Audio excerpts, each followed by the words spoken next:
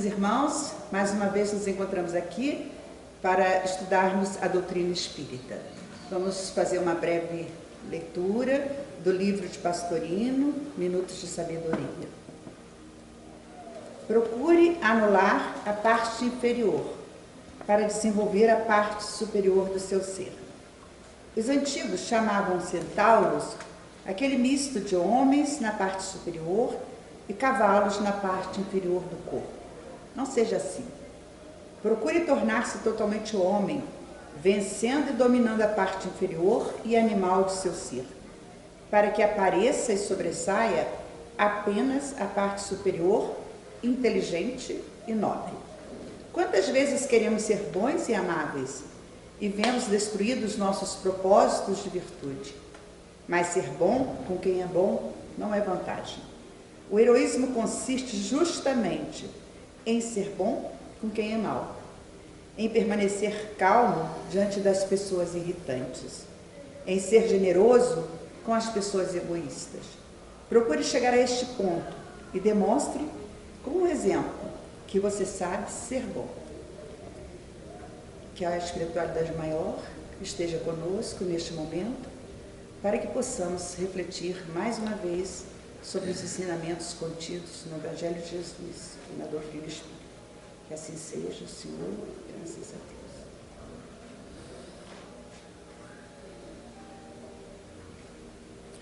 Deus. Então, meus amigos, bom dia, boa tarde, boa noite para você que está assistindo essa nossa conversa. Hoje nós vamos falar um pouco sobre correlacionando, contextualizando as coisas que estão acontecendo e com a nossa postura psicológica, mental, emocional, também com relação às coisas que estão acontecendo. Aqui no capítulo 6 do Evangelho segundo o Espiritismo, fala na lei de destruição. Então, Kardec pergunta aos espíritos: a destruição é uma lei da natureza? E os espíritos respondem: é necessário que tudo se destrua para renascer e se regenerar.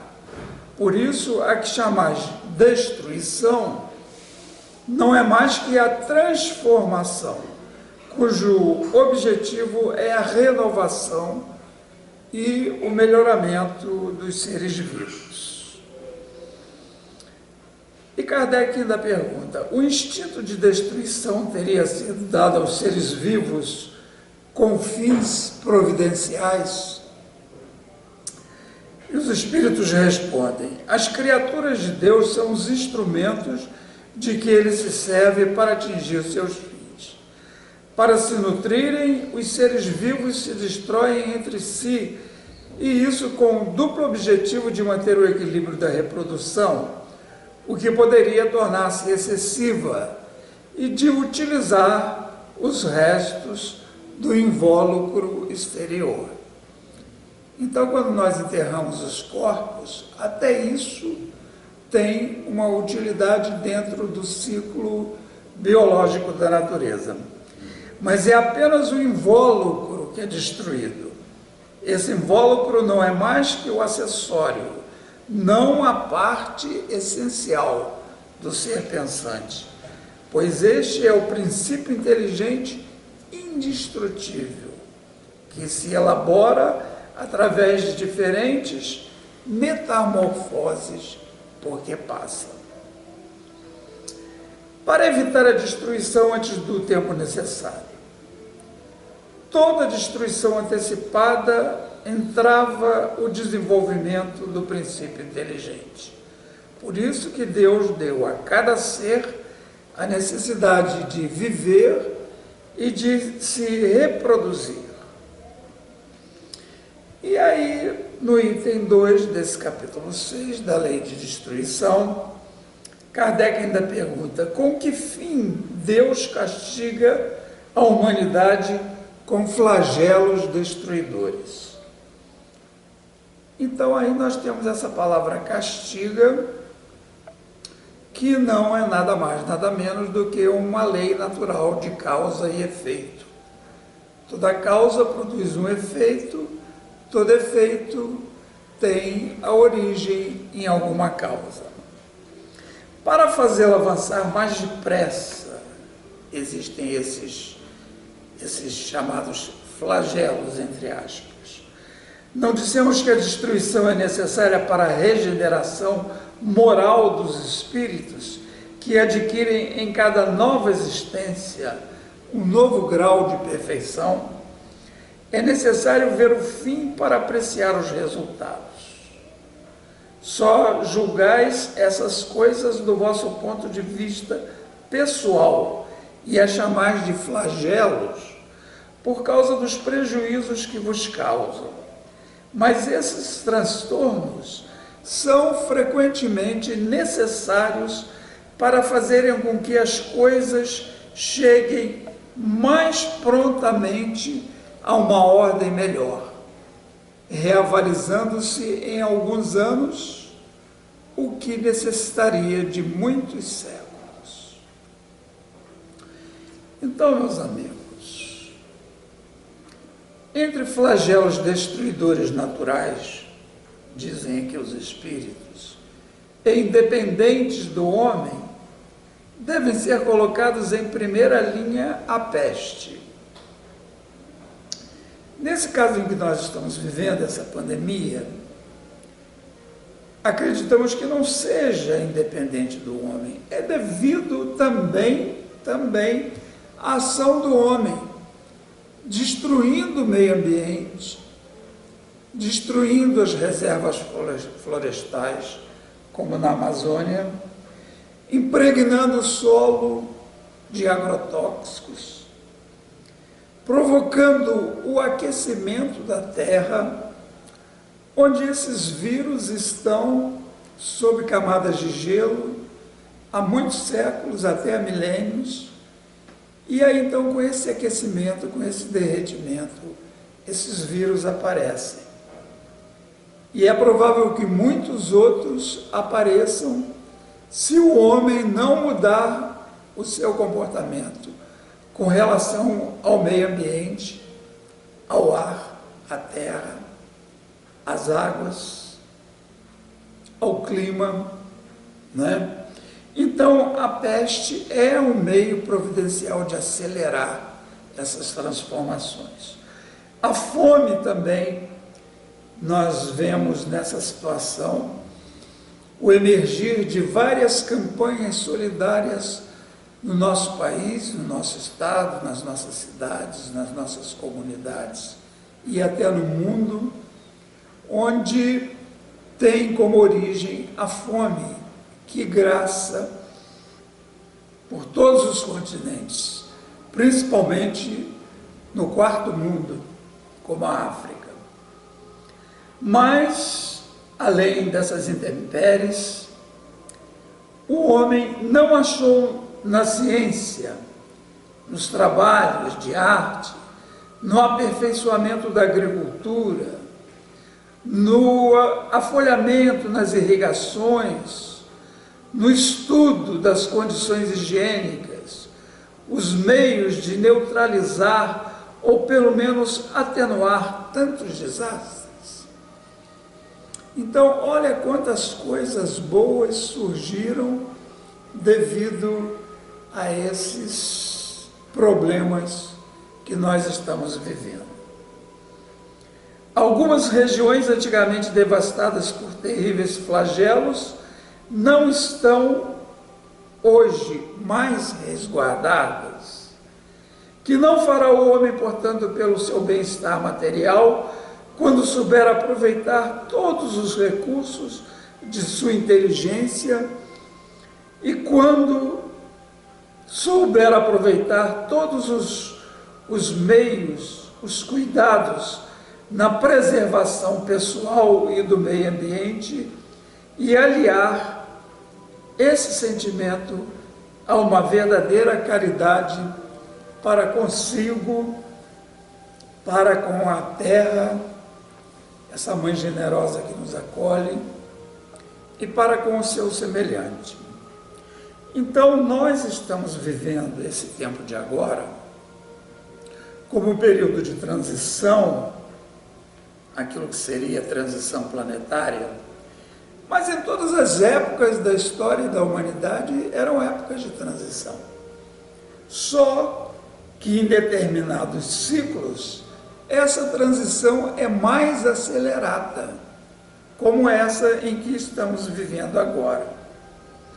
As mudanças externas e as mudanças internas que provocam transformações no nosso modo de agir, de pensar, de sentir, nas nossas relações interpessoais, familiares, afetivas, sociais, relações de emprego e de trabalho entre patrões e empregados,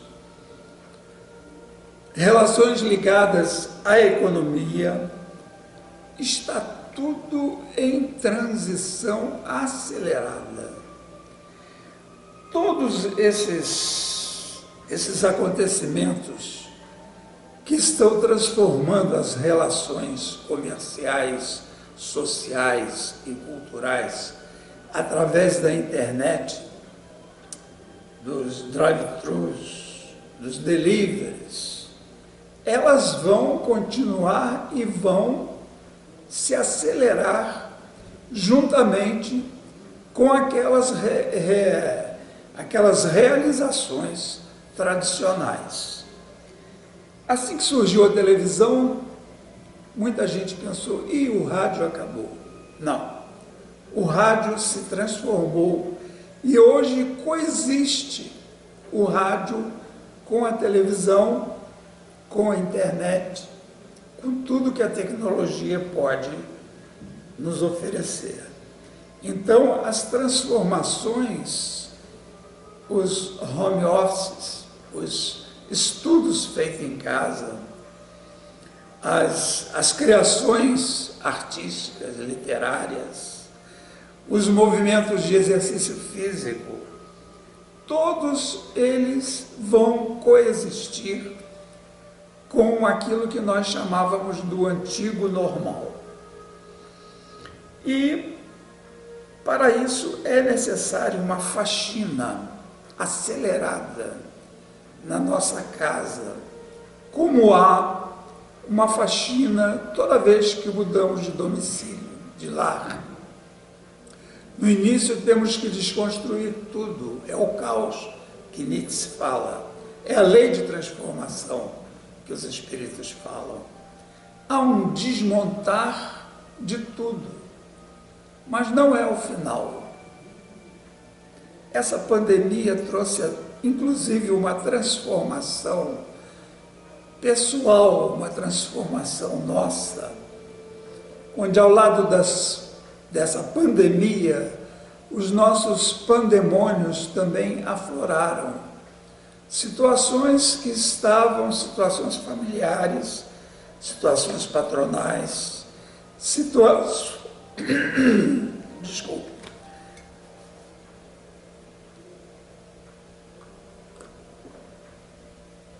Situações no surgimento de novas formas de organizações familiares, de novas relações afetivas, onde aprofundamos os nossos estudos do nosso comportamento externo, social e interno, até com relação à sexualidade.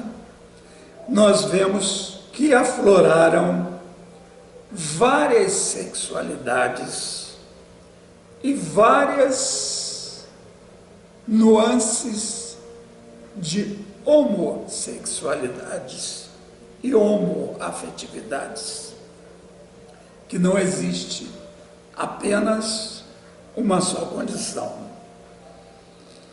Então, nós temos que ver também que existem situações de transformações e variáveis e nuances e meios diferentes também da heterossexualidade. Então nós estamos vivendo uma revolução cultural, psicológica, afetiva, econômica, social, nas pesquisas. E é necessário que nós levantemos a cabeça e olhemos para aproveitar isso. Essa pandemia não pode passar em branco sem deixar de nos tocar, sem deixar de nos alertar. É necessário que estejamos atentos, observando essas transformações externas e as nossas transformações internas, pessoais, nas nossas intimidades e nas nossas relações interpessoais.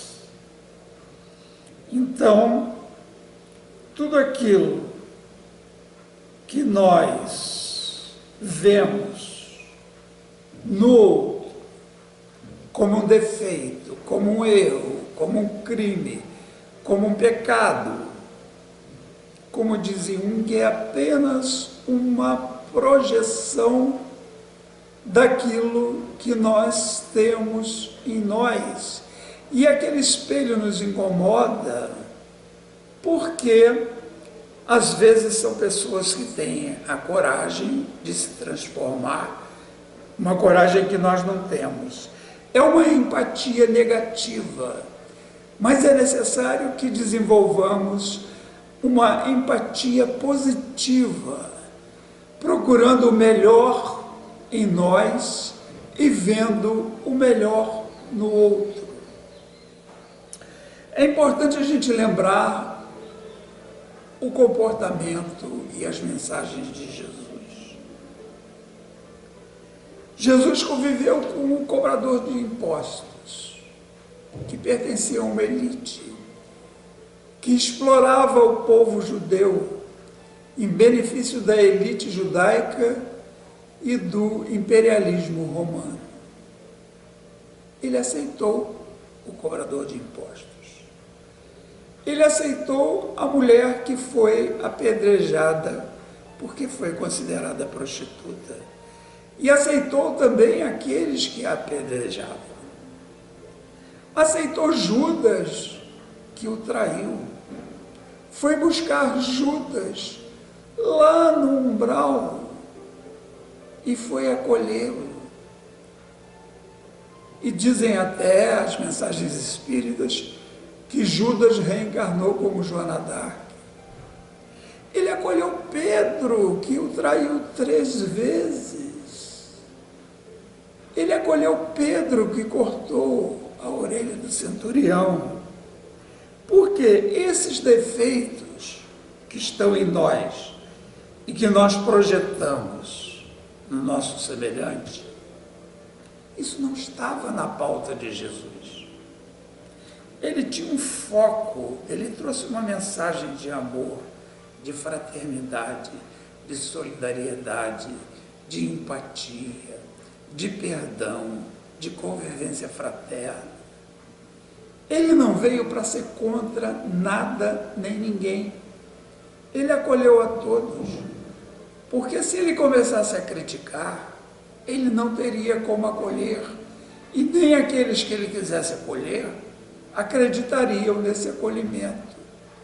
Então não estava na pauta de Jesus criticar todos esses comportamentos, esses procedimentos, essas coisas que nós projetamos no nosso semelhante. Ele não estava preocupado com isso. E o que nós podemos aproveitar dessa pandemia, desse período que nós estamos vivendo? É necessário, como diz aqui esse autor, Francisco do Espírito Santo Neto, que é um psiquiatra, médium, e ele psicografa através do espírito Hamed, que ditou para ele esse livro, Os Prazeres da Alma, e tem um outro também muito bom que se chama As Dores da Alma. aqui ele fala na paciência, e diz ele, nossa impaciência desequilibra os processos internos e externos da natureza em nós. Atos e atitudes pacienciosas podem mudar nosso modo de ver e enfrentar os conflitos. Lembremos-nos de que todo problema contém em si mesmo a semente da solução. E o que os psiquiatras, os psicólogos, os psicanalistas, a escola psicanalista, todos os terapeutas dos sentimentos fazem? Seguindo a orientação de Freud, eles escutam. Eles pedem para o paciente falar qualquer coisa, comece de qualquer coisa, faça correlações de ideias. Por que aquilo que ele falou 5 minutos atrás o levou àquilo que ele está falando agora? Como que é esse encadeamento? Então, o próprio paciente vai responder ao mecanismo em que o inconsciente ou o pré-consciente, que é uma fase intermediária entre o inconsciente e o consciente, façam com que aflorem para o consciente, para o ego, também a semente da solução daquele problema, daquele conflito. E aí o que o analista vai fazer? Vai levá-lo a perceber que o contexto é outro, que ele hoje, aquilo que ficou atrás, que foi arquivado como conflito, como uma situação mal resolvida, e que às vezes o leva a uma patologia mental ou física, como Freud analisou aquela mulher que não conseguia andar, porque havia um conflito interior, e ela se sentia culpada, e aí inconscientemente ela se punia, não se permitindo andar. Então, isso vai fazer com que essa pessoa ressignifique a si mesma, ressignifique as circunstâncias atuais com relação às circunstâncias daquela época em que surgiu o conflito. Então, o que é necessário? A paciência, porque tudo é processual. O ser humano é como a própria natureza. É preciso, portanto, que adotemos o ritmo da natureza. A natureza não dá saltos, ela vai se desdobrando. O segredo mais precioso que a natureza nos dá é exatamente a paciência. O ser humano é a própria natureza, adquirindo consciência de si mesmo. Por possuir a capacidade de entender racionalmente esse grandioso processo de evolução, deveria ser o primeiro a perceber que sua perfeita estrutura orgânica resulta da realização paciente da natureza. A capacidade de persistir numa atividade com constância e perseverança é um atributo da natureza. Precisamos aprender com ela a habilidade de equilibrar e realizar tarefas numa silenciosa quietude. Aí a gente se remete à meditação, à observação, à quietude, ao silêncio. Pelo menos se nós dessemos um tempo de 10% a essa meditação, a essa quietude, daquele tempo que nós gastamos no celular, na internet, no tablet, no laptop, nós talvez permitíssemos que aflorasse as sementes das soluções daquilo que nos aflige. Então, uma tarefa de silenciosa quietude, pois a impetuosidade e a afobação que muitas vezes demonstramos pode destruir, às vezes, em minutos, o que levamos anos para construir. Mas, através da quietude, nós podemos resolver em minutos sofrimentos que trazemos há anos e, às vezes, há séculos, né? Então, é necessário suportar com calma tudo o que acontece em nossa existência, principalmente o que está acontecendo atualmente. Procuremos decifrar e aprender a refletir as mensagens enigmáticas em códigos que chegam através da linguagem da evolução da natureza. A natureza não dá saltos. Todos nós sabemos que antes de se tornar borboleta, a criatura foi lagarta. Então é necessário que esperemos a evolução da natureza.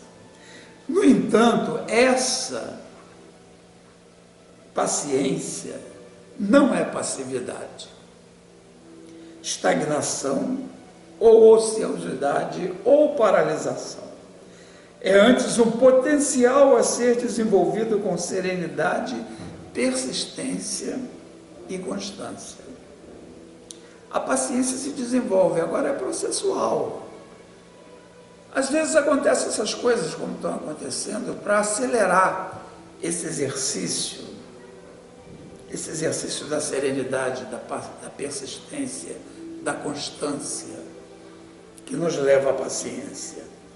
Então ela permite que possamos descobrir o momento certo de perseverar, ou de parar, ou de diminuir a velocidade, ou de abdicar de situações, de pessoas, de vínculos, de atividades que nos levam o dia a dia. Os espíritos superiores, nossos mentores, nossos anjos guardiões, nosso anjo da guarda, qualquer denominação que se queira dar, eles possuem a necessária paciência para revelar certos ensinamentos para nós na ocasião oportuna, mas às vezes eles já estão revelando. Tem gente que pede, Senhor, me ajude, me oriente, me intua, me dê uma ideia, mas não para ouvir a resposta.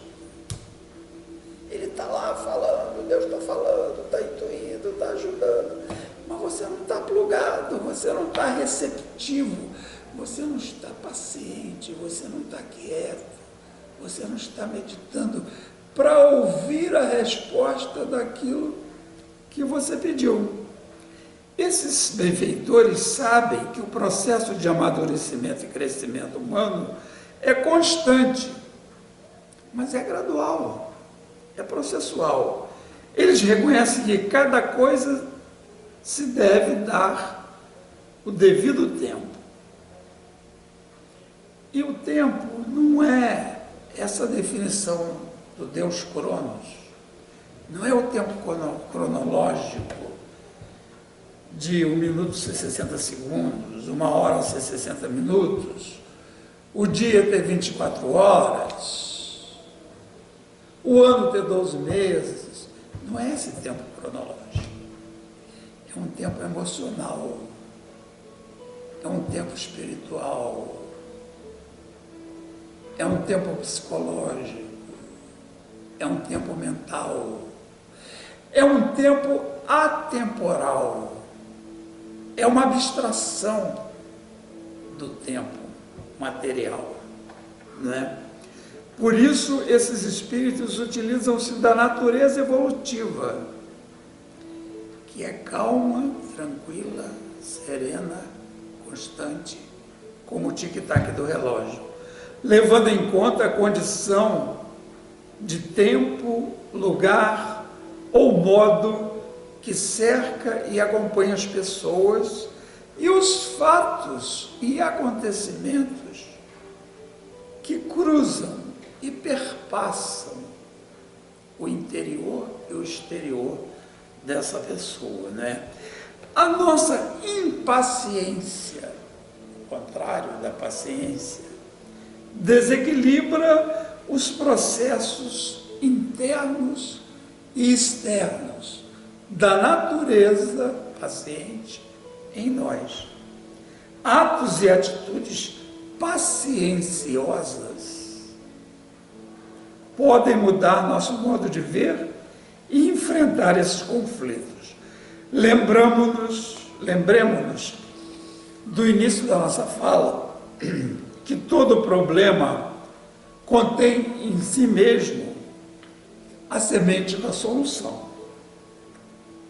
Quem atingiu a essência do sagrado entende que a autêntica religião é, acima de tudo, uma realidade interna, porque expressa as nossas mais íntimas relações com Deus, com a divindade, com o sagrado, com a natureza, com os sentimentos elevados, qualquer nome que você queira dar, tenha você religião, ou seja você ateu. Aliás, os ateus são muito humanistas, e muitas vezes nós não vemos isto naqueles que professam religiões. Religião é fruto da cultura de um tempo e de um espaço em determinada cultura, em determinada civilização. Religiosidade e espiritualidade é outra coisa. Nós estamos caminhando exatamente para esse estágio de espiritualidade, de religiosidade, sem instituições religiosas oficiais. Claro que para uma grande parcela da humanidade isso ainda é importante. E nós podemos ter essa convivência recíproca entre religiões institucionais e entre espiritualidade e entre religiosidade. Podemos ter ou não, não é? O despertar da religiosidade proporciona a paz do espírito, a paciência. A paciência, que é um estado da alma em que a criatura não é atingida pelas irritações, pela instabilidade, visto que se libertou do desassossego e da agitação do ego. O ego é muito importante. O ego nos faz ter controle de nossas responsabilidades e do nosso livre-arbítrio. Um excesso de ego leva a uma doença, que se chama egoísmo. Tudo que tem sufixo ismo está ligado à patologia. Por isso que não se fala mais homossexualismo, porque homossexualismo não é doença, se fala homossexualidade. Então, como nós estávamos falando, o Jung, Carl Gustav Jung, desenvolveu uma teoria fascinante, uma análise notável que contribuiu efetivamente para aperfeiçoar o comportamento e os pensamentos nossos, da humanidade. Desde a infância, Jung foi influenciado de forma marcante por religiões institucionais e também espirituais, porquanto seu pai e vários parentes eram pastores luteranos e suas tias eram médiuns, praticavam a mediunidade. Ele estudou e investigou profundamente a natureza humana, dedicando-se também a analisar as filosofias orientais os arquétipos e as mitologias. Freud também usou as mitologias, complexo de Édipo, complexo de Eletra, essas coisas todas. Jung também. Teve uma época que eles conviveram muito juntos, depois houve uma separação, cada um numa linha. Então, Jung não se ateve a religiões institucionais, como Freud também não. Então, Jung é considerado um sábio instrutor. Ele estudou medicina, mas jamais abandonou o compromisso de manter o interesse pelos fenômenos psíquicos e pelas ciências naturais e humanas. Foi um psiquiatra por excelência, um missionário, que pesquisou os distúrbios da personalidade, contribuindo para o entendimento de diversos aspectos do comportamento humano e colaborando também para o acréscimo e enriquecimento do íntimo das criaturas em sua iluminação individual. Aliás, sobre essa questão de conviver a ciência com a espiritualidade, com a religiosidade e não com a religião, o Dr. Bezerra de Menezes também, ele pugnou muito, lutou muito pelo espiritismo científico, mas contextualizado com o Evangelho de Jesus. Uma das querelas, das brigas, dos problemas dele com alguns pensadores espíritas é que eles queriam desvincular a mensagem espírita da religiosidade do Evangelho de Jesus, achando que seria apenas uma coisa científica, magnética e de filosofia. E Dr. Bezerra lutou muito na federação para dar um caráter da Federação Espírita de cristianismo, da mensagem de Jesus, da espiritualidade. Não da igreja evangélica, da igreja católica, nada disso. E a grande diferença do espiritismo no Brasil e o espiritismo no resto do mundo é exatamente isso. Na Inglaterra, os magnetizadores, eles têm acesso aos hospitais para dar passes magnéticos aos pacientes. Em muitos lugares do mundo, o espiritismo se manifesta porque a mediunidade sempre existiu, em todos os tempos, todos os espaços, todas as culturas, em todos os povos. Mas a grande vantagem, a grande sacada, a grande diferença do espiritismo no Brasil é que ele é vinculado, contextualizado, ligado à mensagem evangélica de Jesus, a mensagem da espiritualidade de Cristo.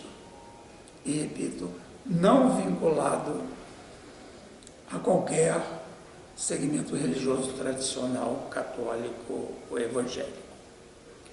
E tanto essa espiritualidade é uma coisa tão sutil, de tanta filigrana, que no livro Céu e Inferno existem várias comunicações de bispos, de padres, de curas, desencarnados que dão suas mensagens, está lá em Céu e Inferno. E muita gente pode pensar, mas isso é coisa de catolicismo. Não, é coisa de espiritualidade, é coisa de religiosidade, né? Então a gente tem que estar atento a essas nuances, a essas variáveis, a essas filigranas. O Dr. Carl Gustavo Jung, como todo indivíduo que utiliza a lógica, a coerência e a razão, sentiu-se distanciado da devoção religiosa, alicerçada no pietismo. O que é pietismo? É a afirmação da superioridade da fé sobre a razão. E Kardec também. Kardec disse, toda vez que houver um conflito, uma discrepância, uma diferença entre a religião espírita, no caso a religiosidade espírita e a ciência, fique com a ciência, porque ela vai chegar lá na religiosidade. E hoje nós vemos que as coisas são mutantes, está tudo em transição. O budismo diz que as coisas mais perenes são as imperenidades das coisas. Nada está fechado, nada é definitivo, nada está carimbado, nada há de certeza, porque isso limita, isso não deixa em aberto para a evolução do pensamento da humanidade. Então Jung afastou-se das experiências teológicas e das prescrições litúrgicas de seu pai, que era pastor luterano, e de outros parentes que preconizavam a permanência incondicional da letra sobre a convenção. E ele foi em busca do Espírito de Deus, Jung, como uma realidade viva. A religião vai muito além dos limites do intelecto. No entanto, não refuta nem o contesta. A genuína religiosidade não se vincula a nenhuma organização externa.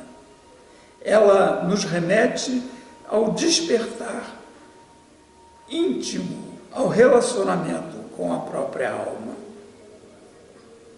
Da mesma forma, Kardec, um homem de ciências, educado em Yverdon, na escola de Johann Henrique Pestalozzi, célebre pedagogo suíço, discípulo de Jean-Jacques Rousseau, que asseverou: não há fé inquebrantável senão aquela que pode encarar a razão e a ciência face a face em todas as épocas da humanidade.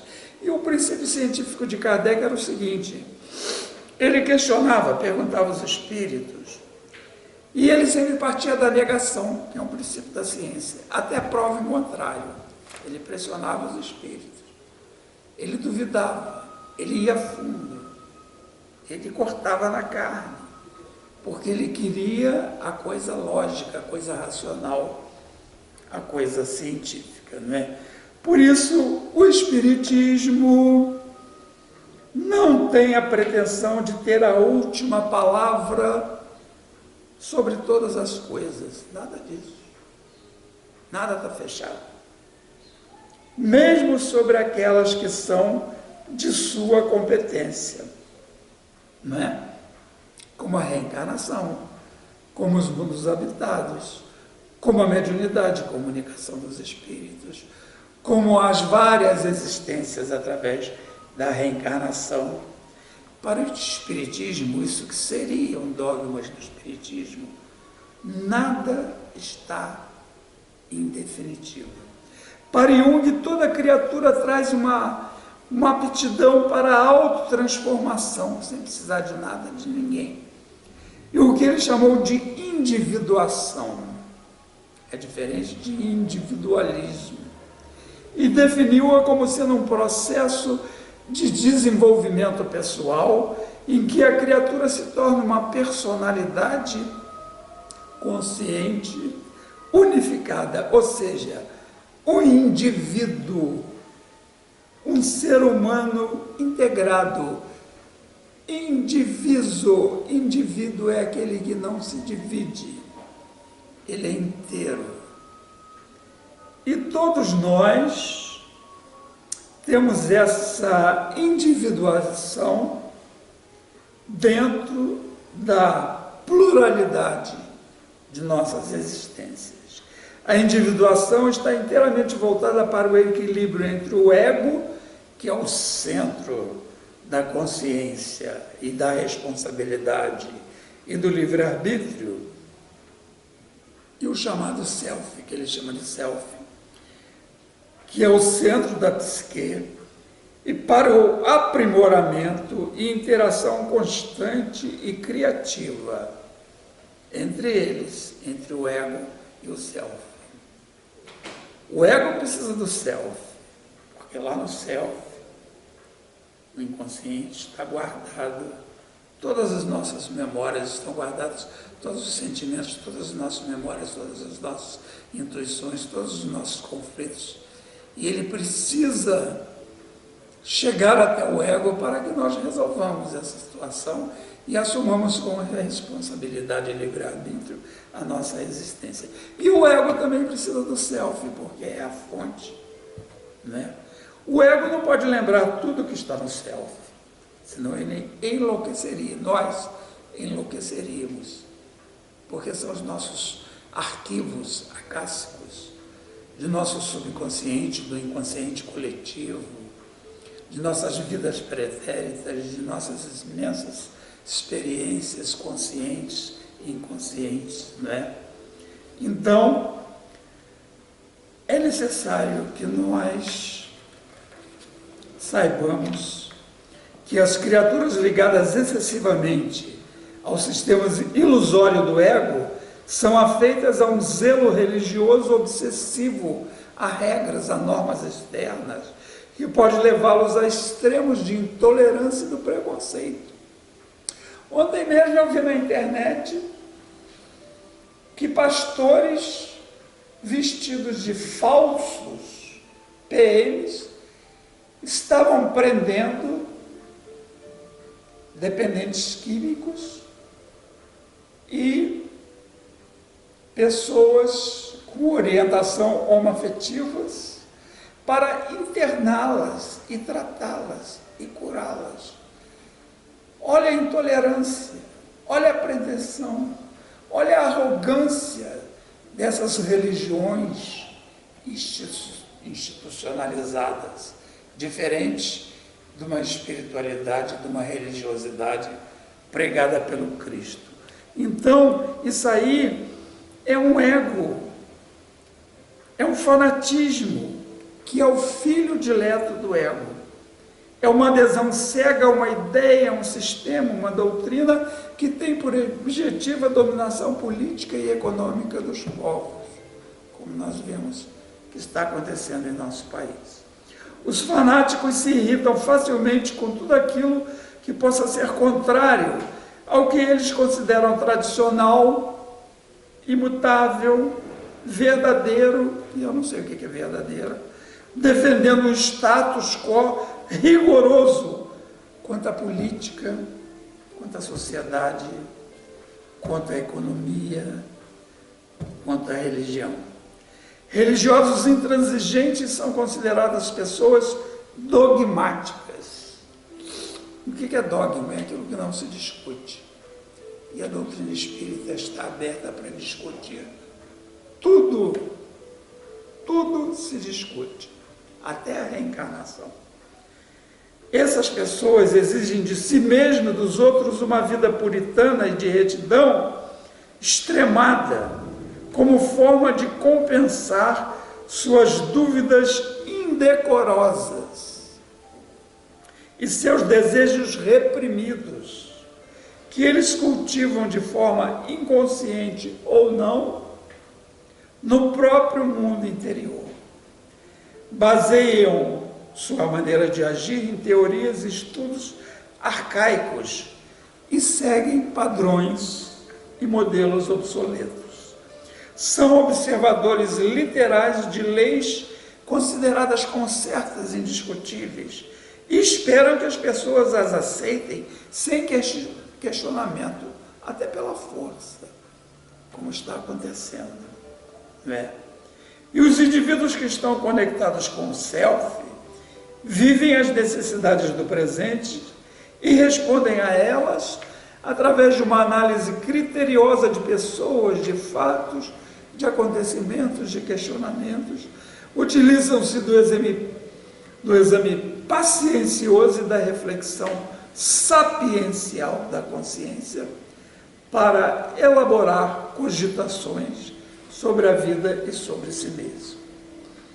Então nós falamos sobre as coisas que estão acontecendo no mundo, falamos da nossa paciência, em que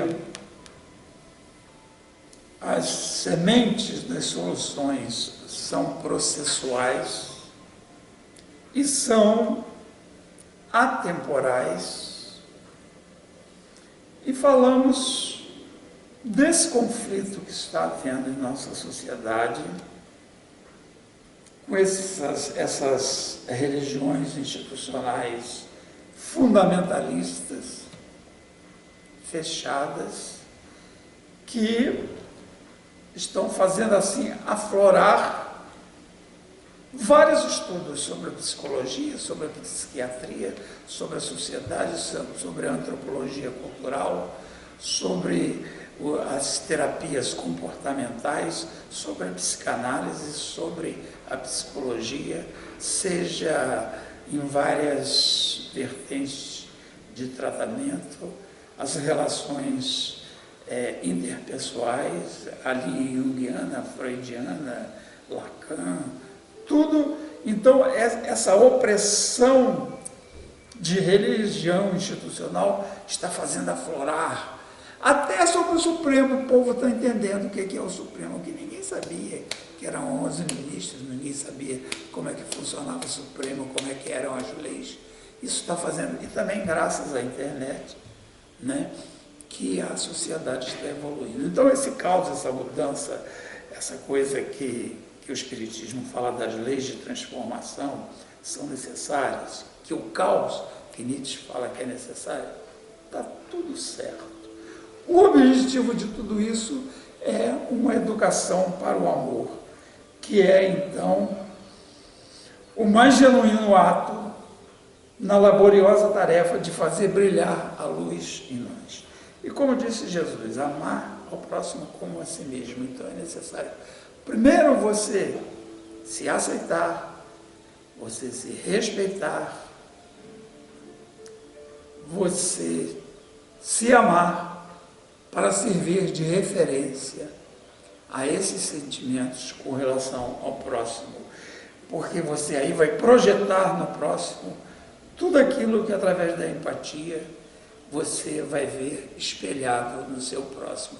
Então, essa pandemia, a gente tem tanta riqueza, tem tanta coisa para a gente observar, para a gente evoluir, para a gente se resgatar a si mesmo, que nós não podemos ficar naquela, poxa, hoje já é quinta-feira outra vez, hoje já é domingo, hoje já é sábado, como é que está passando? Sim, está passando rápido. Está passando rápido, mas as coisas estão acontecendo com muita profundidade e é necessário a gente estar alerta, a gente acordar, a gente perceber essa evolução que nós estamos vivendo e que é tão necessária para a gente poder, então, nos transformarmos e vermos espelhado através da empatia a transformação no nosso próximo, na humanidade. Era essa conversa que eu queria ter com vocês hoje. Agradeço a paciência, a generosidade e até uma próxima oportunidade. Muito obrigado. Neste momento, então, nós vamos fazer a nossa prece final.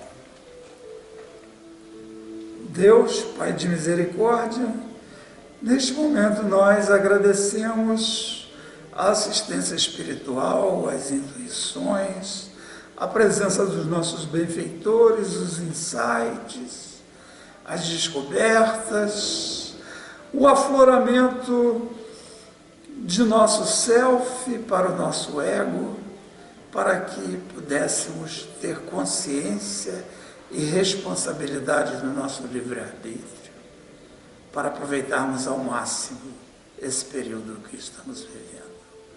Muito obrigado, que assim seja.